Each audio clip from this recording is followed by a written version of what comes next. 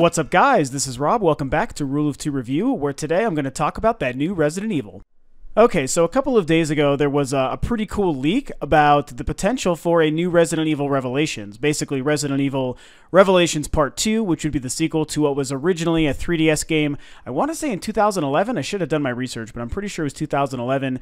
Then in late 2012 or early 2013, I think sometime, there was an HD port to the PS3 and 360, and then also to the Wii U.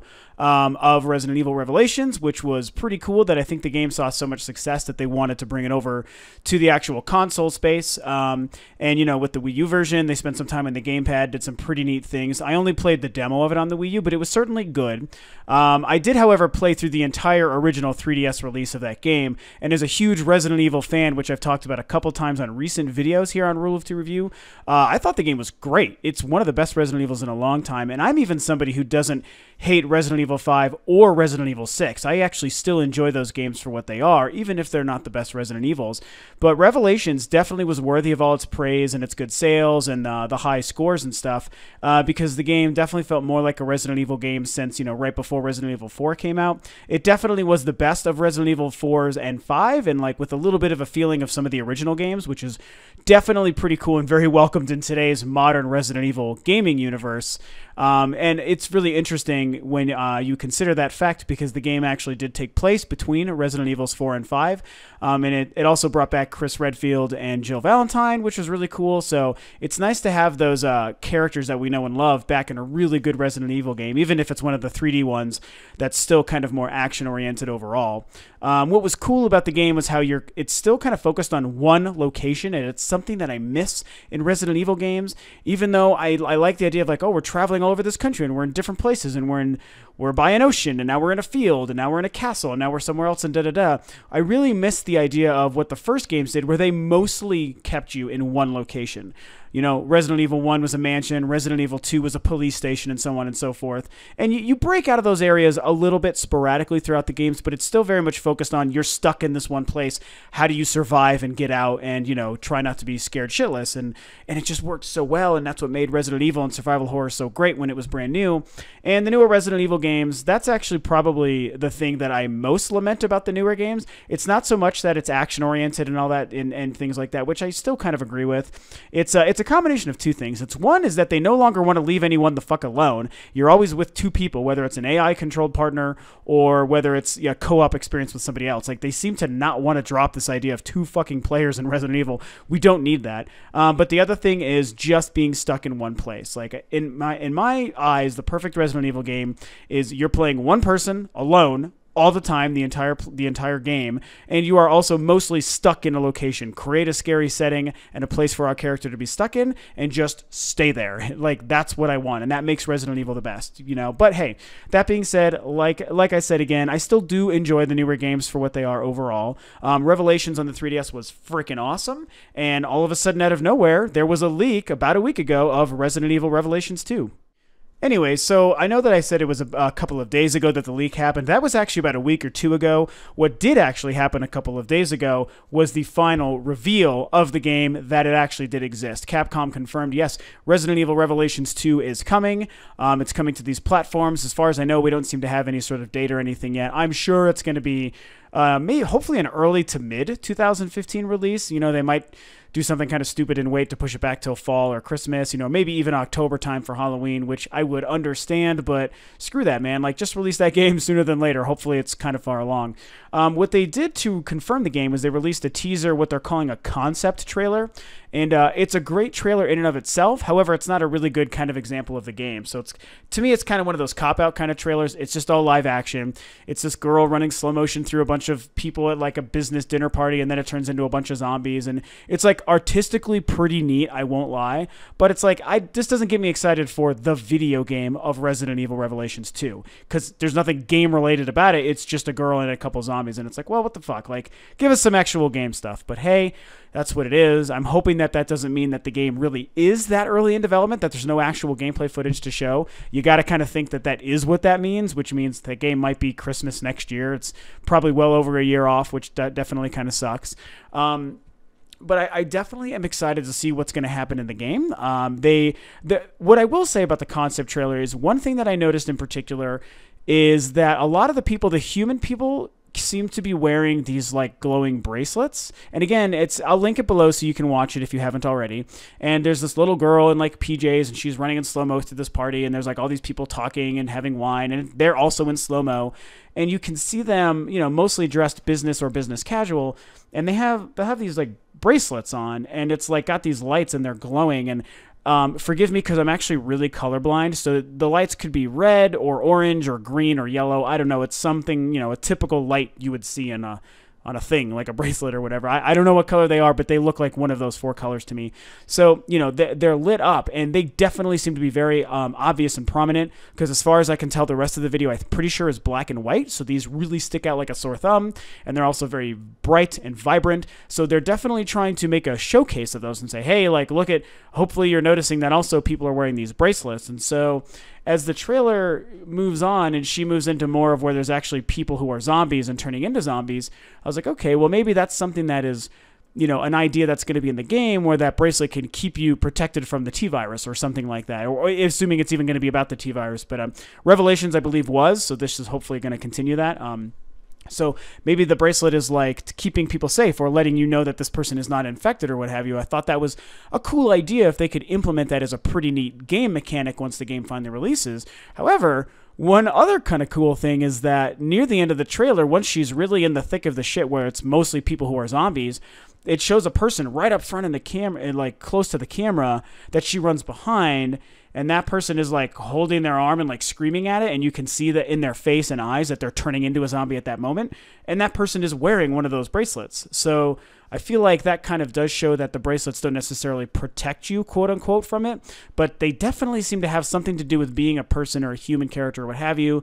And the light means something, and if you have it, then it means probably you're safe, or I don't know, because it's mostly only people who seem to not be infected wearing them. The zombies are not, except for this one guy who seems to be turning into a zombie wearing a bracelet, and it's really, really kind of cool.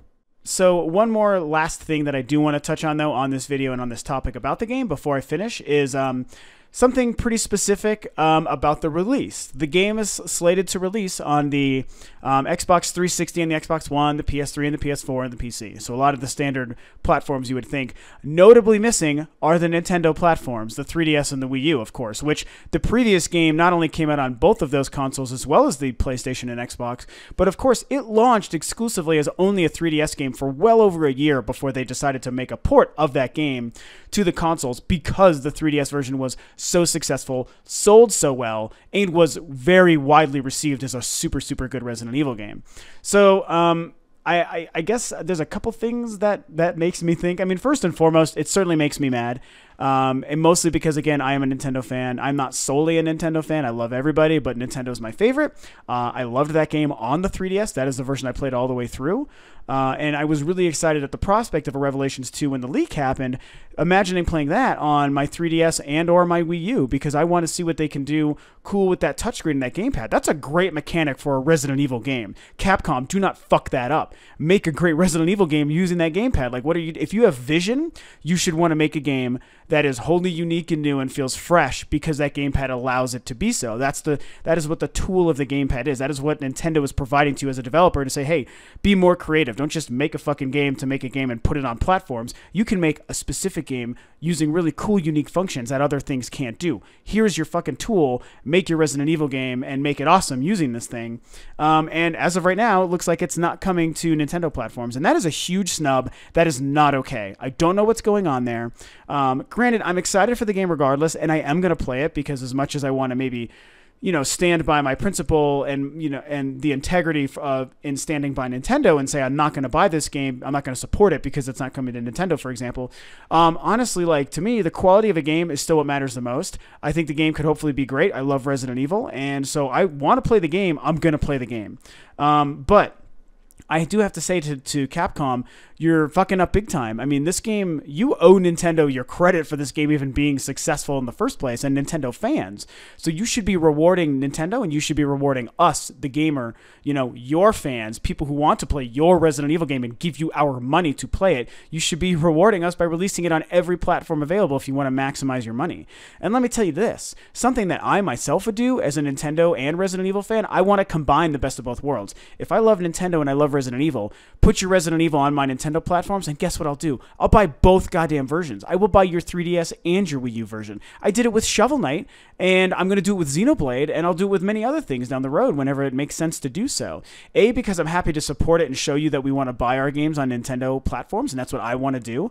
I have my PlayStation and my Xbox for multi-platforms that don't come out on Nintendo systems, and for those individual consoles' respective exclusives. That's it. Honestly, my priority for multi-platform stuff would be my Nintendo platform. That's why I'm waiting for Watch Dogs on the Wii U before I buy it, and so on and so forth. So, you know, you give me that, and I'm going to reward you with 2 times the sales for one consumer. I'm going to buy the Wii U and 3DS version. How can you argue with that? There's a risk that I might end up saying, fuck it, I don't want to buy that game, and I buy 0 of copies of your game as opposed to 2. So it's really stupid of you to be denying Nintendo fans this, especially in lieu of what recently happened with Ubisoft and a lot of the kind of stuff going on there. And I know that there's, you know, a lot of things that people can say for why some things come out on some systems and not others. And like, I get it. That's fine. You can have that argument. My perspective is, even though I happily play and support all the platforms available, including PC, Nintendo is my go-to, and I want it to be my go-to, and I want my good games on my Wii U and on my 3DS. You know, that's what I'd prefer to have them on.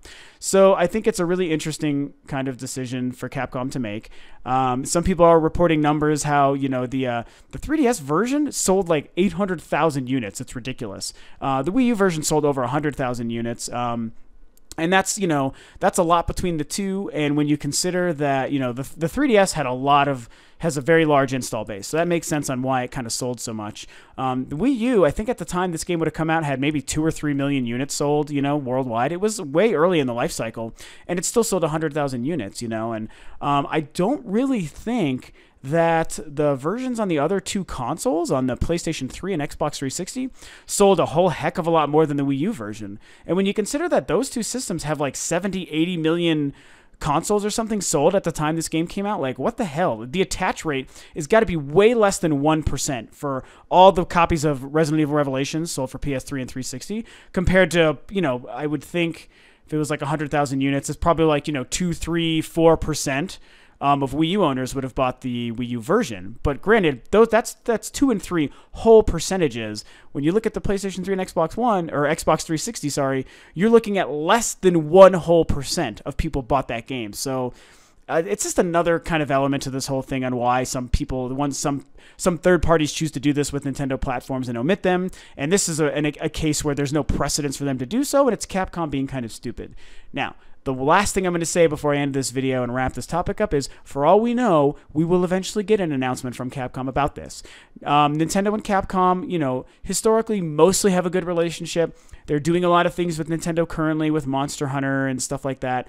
And Resident Evil has had a great history with Nintendo as well, going back to the GameCube days. So with any luck, we're going to eventually get the announcement of Revelations 2 on Nintendo platforms. Even if it's just the 3DS, I don't care. Like, release it on the 3DS. That's what I'll buy it on, you know? Hopefully we get that announcement soon. The Resident Evil remake that's getting the HD remaster, hopefully we randomly get the announcement of that on Nintendo platforms as well. Capcom, I would buy all this shit on Nintendo. That's what I would do. That platform is an available platform for you to release your games and make a bunch more money on. You're being stupid by denying any one platform. I'm really curious as to what's happening behind the scenes on why it's not happening so far, but hey, regardless, that's it. Those are the details. For all we know, we might get the announcement at some point soon. Yeah, it's not super likely, but it's certainly possible. So for now, Nintendo fans can hopefully just hold out hope that maybe that will eventually happen.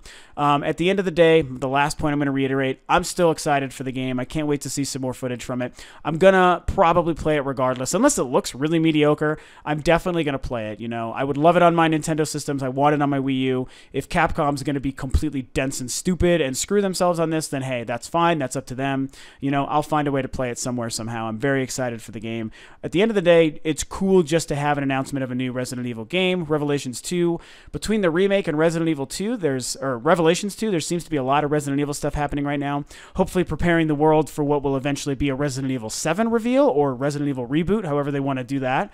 So it hopefully seems like a pretty good time to be a Resident Evil fan. So those are my thoughts on Resident Evil Revelations 2 and all the Nintendo news on that. Okay, so thanks for tuning in, guys. Of course, if you like what I'm doing, please feel free to subscribe to Rule of 2 Review. And if you like the video, you should like and share it, and share your comments and your thoughts about Resident Evil Revelations 2 below. Thank you for tuning in, and I will, of course, catch you on the next video.